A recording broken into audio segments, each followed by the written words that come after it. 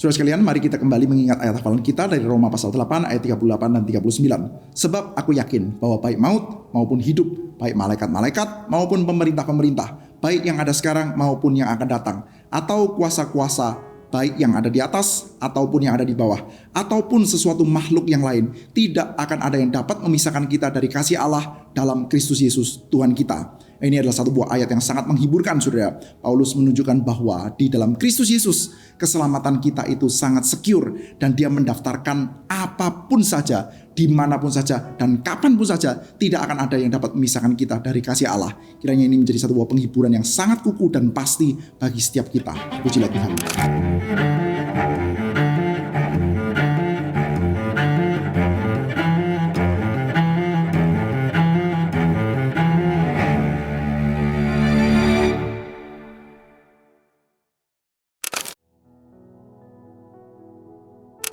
Shalom Bapak Ibu Saudara sekalian, hari ini kita akan melanjutkan pembacaan kita dari surat Roma pasal yang ke-10. Mari sebelumnya kita berdoa di hadapan Tuhan.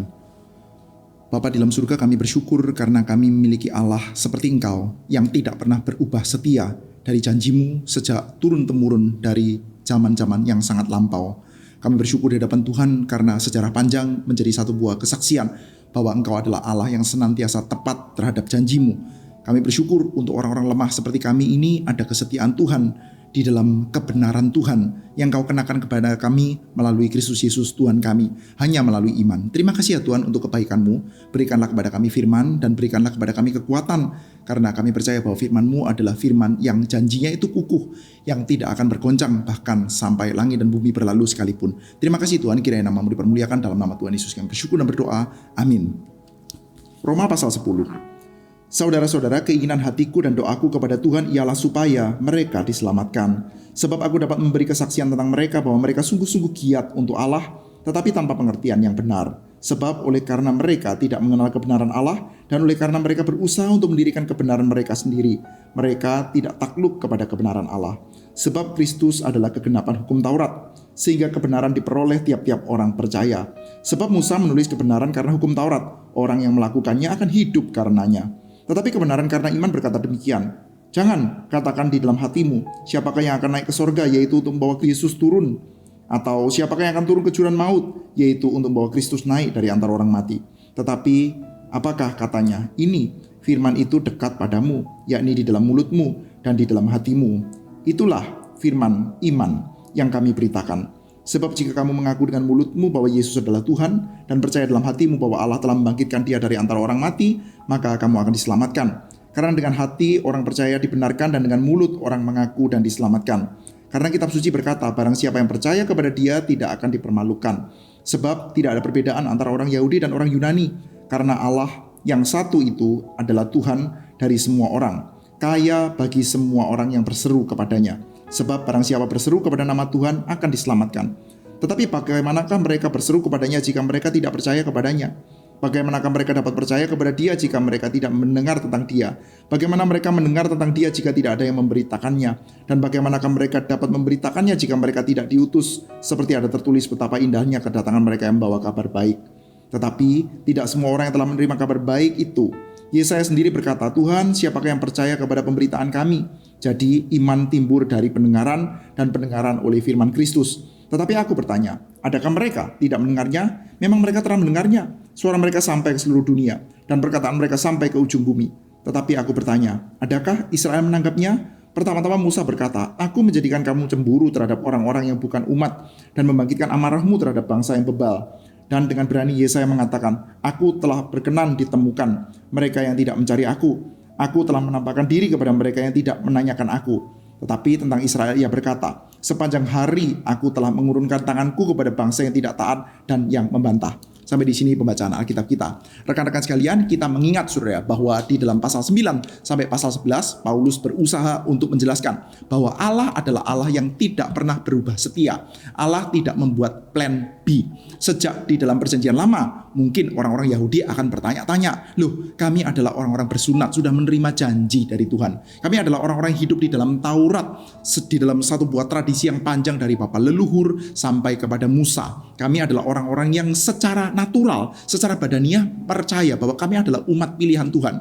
Namun saudara, di dalam pasal 9, pasal 10, pasal 11, Paulus berusaha untuk menjelaskan bahwa kebenaran hanya melalui iman dan tidak bisa melalui jalur Taurat atau sunat, yaitu bagi mereka orang-orang Yahudi yang di luar Kristus. Kenapa saudara? Bukan karena Allah itu berubah setia, bukan karena dulu Allah itu memberikan terms and condition-nya melalui sunat dan Taurat, lalu karena mereka itu gagal, maka sekarang Allah berpindah kepada gereja.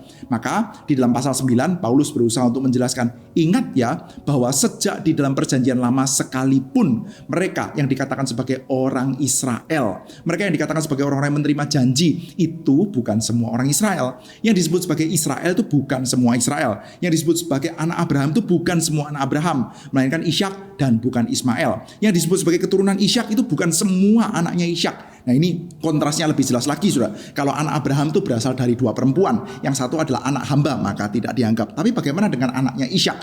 Anaknya Ishak itu berasal dari satu perempuan, dan berasal dari satu perempuan anak kembar pula. Tapi itu pun tidak semuanya disebut sebagai keturunan Abraham secara pewaris janji saudara. Oleh karena itu Paulus berusaha menjelaskan bahwa tidak semua Israel itu boleh disebut sebagai Israel. Maka sekali lagi, Tuhan tidak berubah setia, Tuhan tidak berubah janji. Kalau ada orang yang berargumentasi, loh bukankah Tuhan itu sudah berjanji kepada Israel dan janjinya itu tidak mungkin untuk meleset? Betul, tetapi masih ingat, sejak dalam perjanjian lama pula kita bisa melihat bahwa yang disebut sebagai Israel itu bukan sekedar semua Israel secara fisik, tapi mereka yang memang adalah para penerima janji saudara. Nah sekarang saudara, setelah menjelaskan bahwa tidak semua Israel adalah Israel, di dalam pasal 10 ini Paulus menunjukkan ya pertama-tama bahwa dia adalah orang yang sebetulnya sangat-sangat rindu. Saudara, kita perlu ingat saudara bahwa Paulus adalah orang Yahudi. Kalau kita boleh mengingat-ingat saudara argumentasi Paulus di dalam surat Filipi misalkan ya, Paulus adalah orang yang by nature saudara, secara natural badaniah saudara,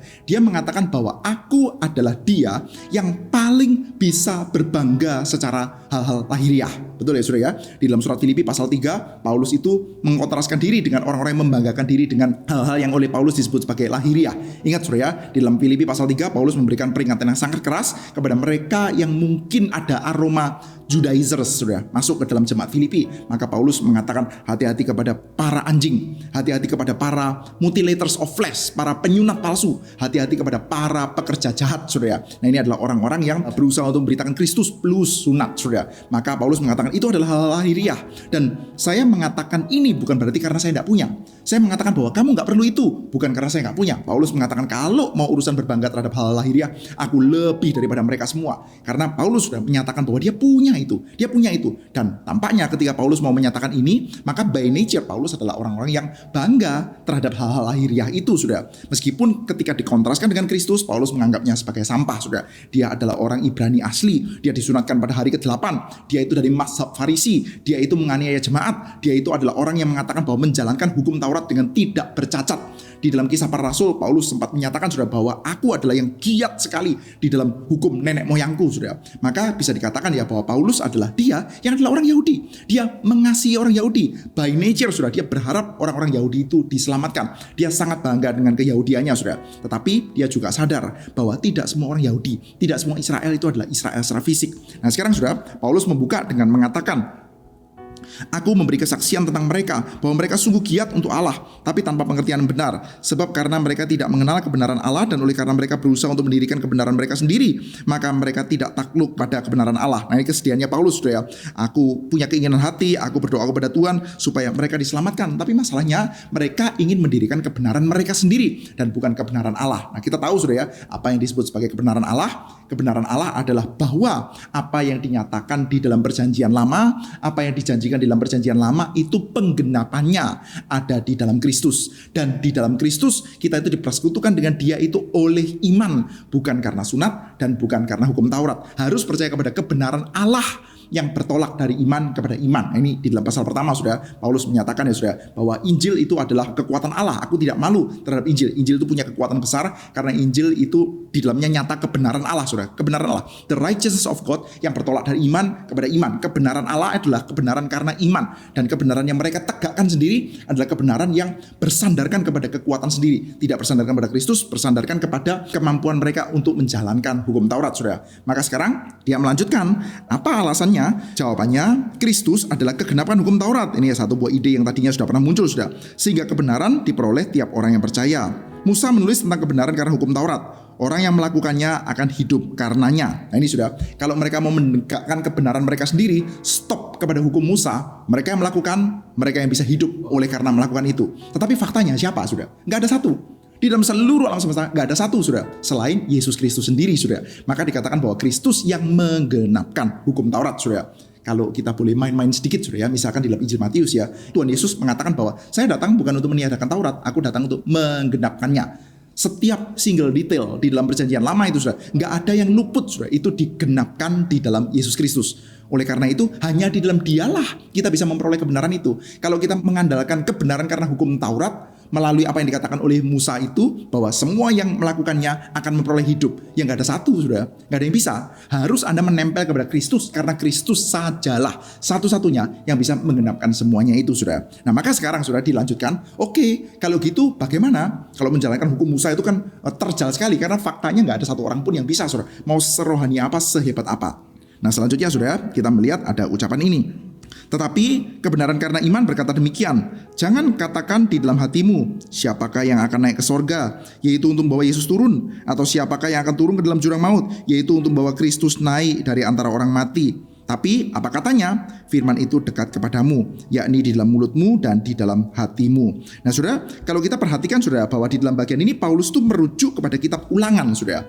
Kita coba lihat sedikit, saudara. Ulangan pasal yang ke-30 ayat 12 sampai dengan 14. Nah ini ya, kitab Ulangan, kita boleh coba lihat sedikit, saudara ya. Mulai dari ayat 11, saudara.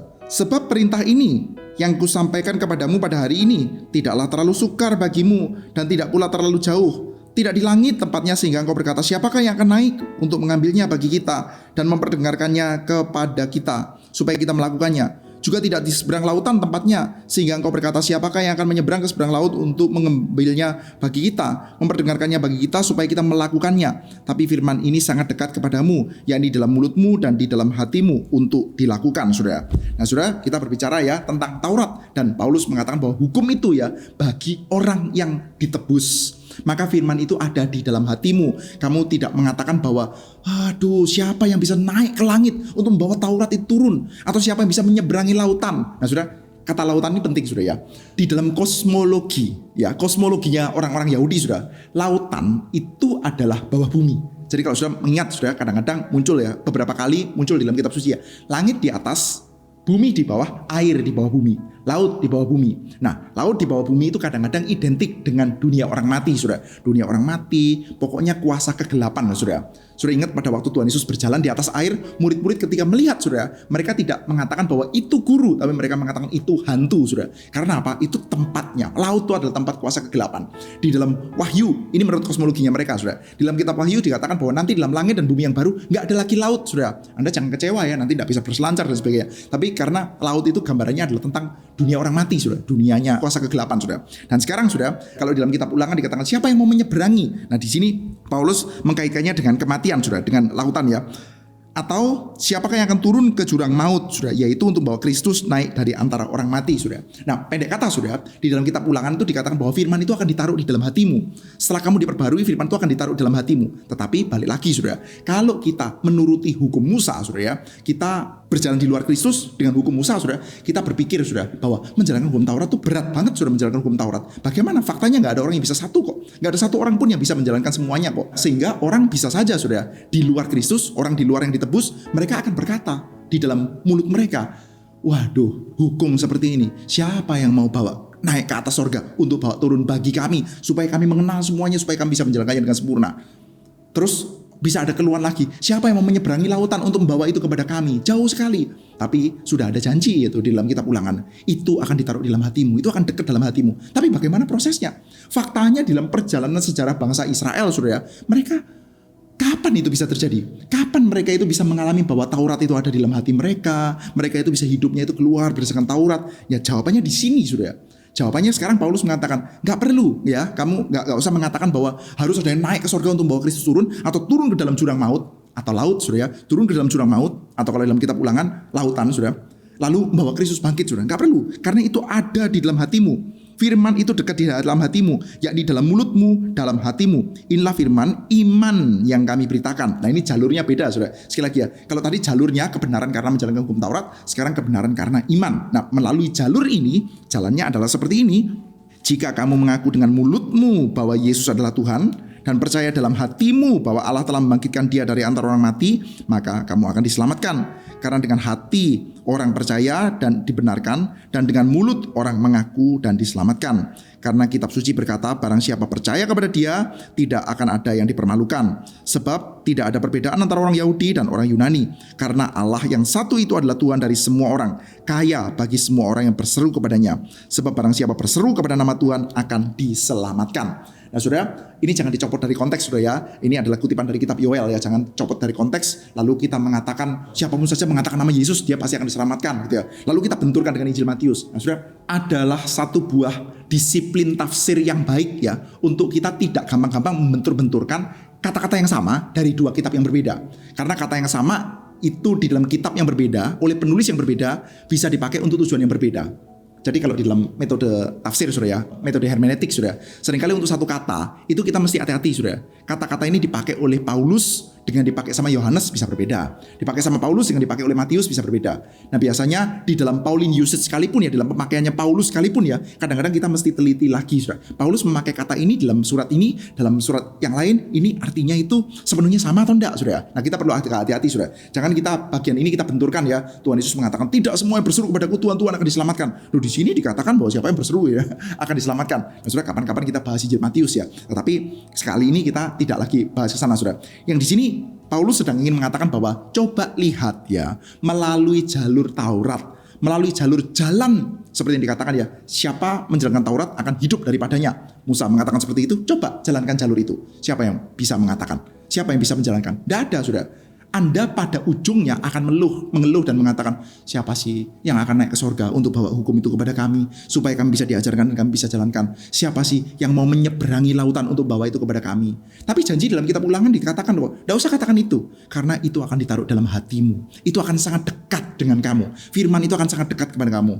Tapi faktanya dalam sepanjang sejarah perjalanan bangsa Yahudi, umat Israel yang punya Taurat, mereka punya banyak ahli Taurat. Mereka punya banyak ahli kitab. Mereka punya banyak orang yang studi Taurat dengan sangat detail. Tapi faktanya, bisa nggak menjadikan itu dekat dalam hati? Nggak bisa. Karena apa? Karena memang jalur keselamatannya nggak kesono. Sejak mula-mula jalur keselamatannya adalah firman iman yang dikatakan oleh Paulus. Maksud dari Ulangan pasal 30 itu, ya ini loh. Maksudnya, kamu jangan berkata, siapa mau naik ke surga untuk membawa Kristus turun? Siapa turun ke dalam dunia orang mati untuk membangkitkan Kristus? Kristus lakukan itu sendiri. Allah Bapa lakukan itu bagi kita di dalam Kristus Yesus.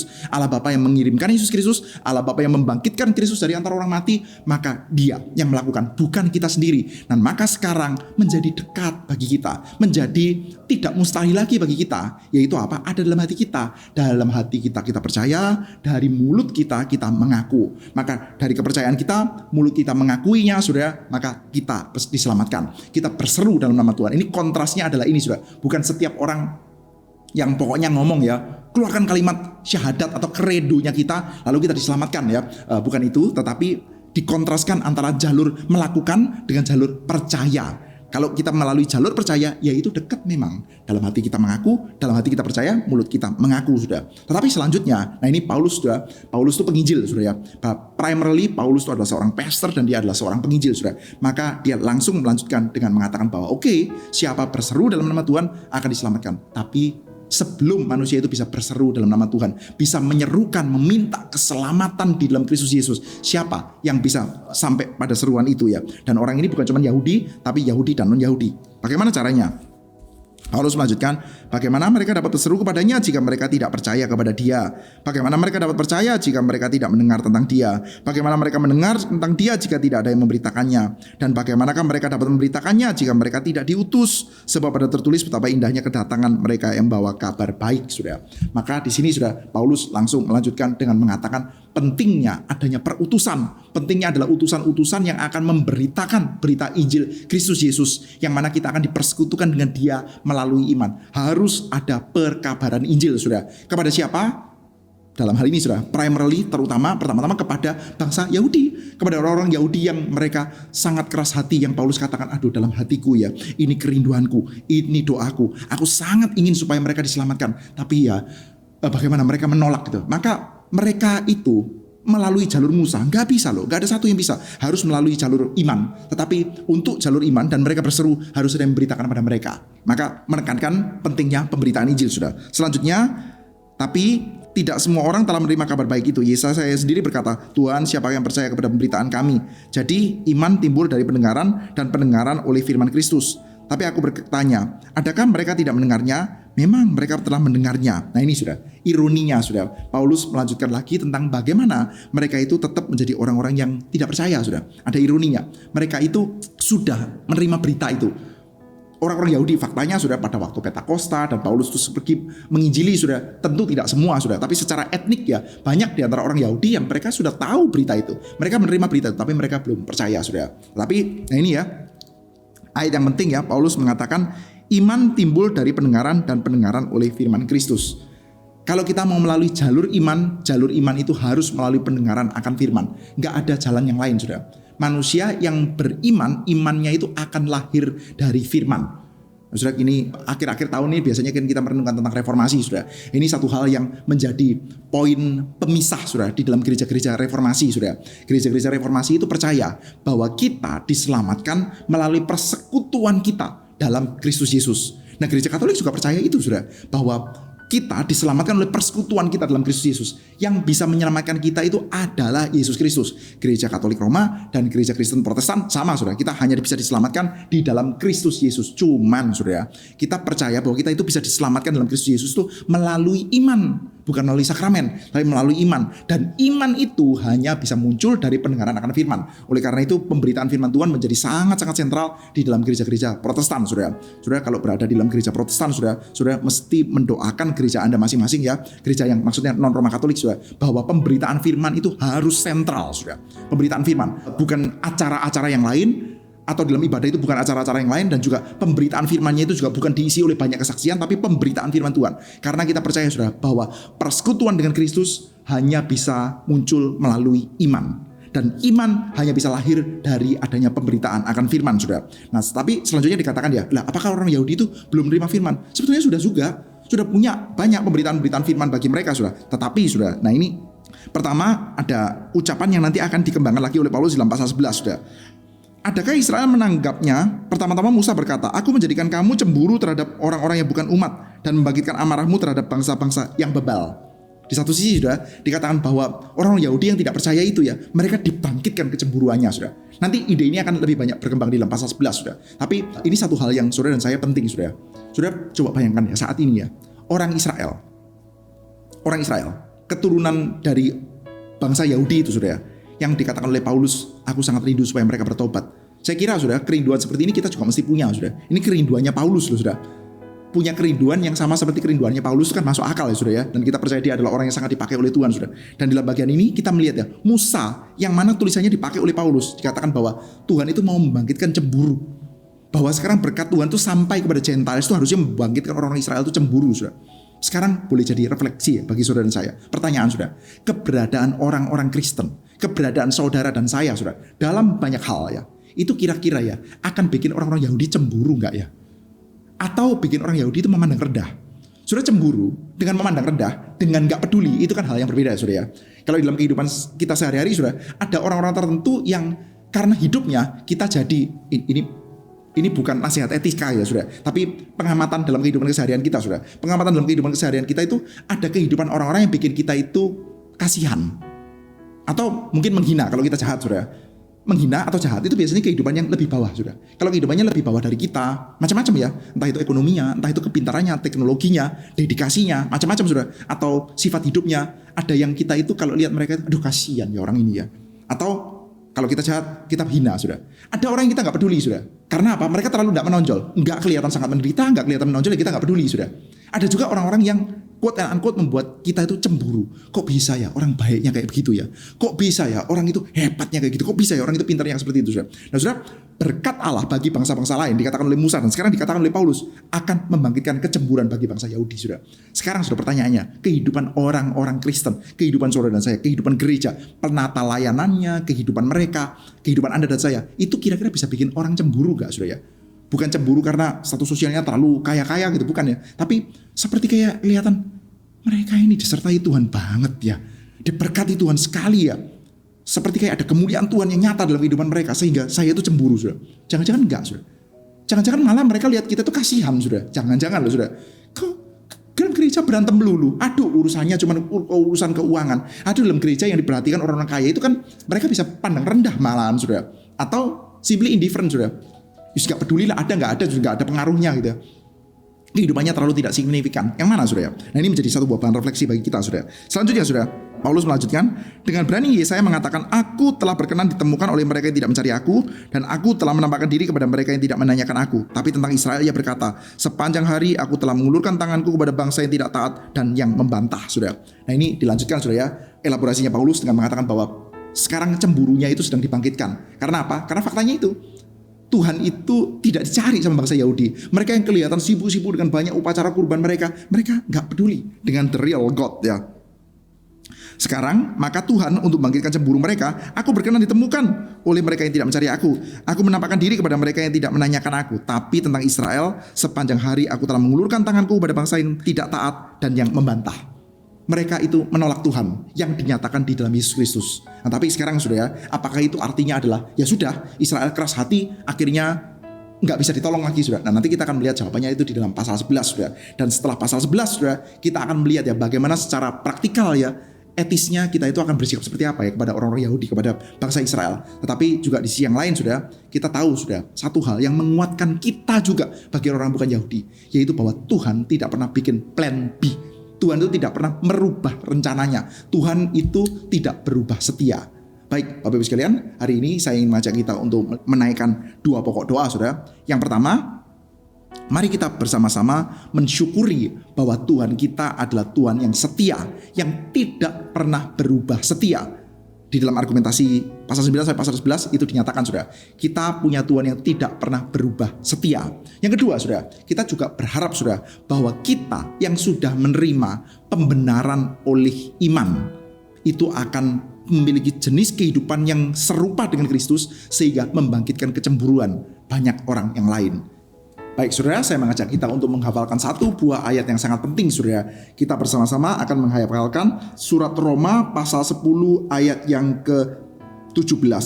Jadi, iman timbul dari pendengaran dan pendengaran oleh firman Kristus. Baik, Bapak Ibu sekalian, Tuhan menyertai setiap kita. Puji Tuhan.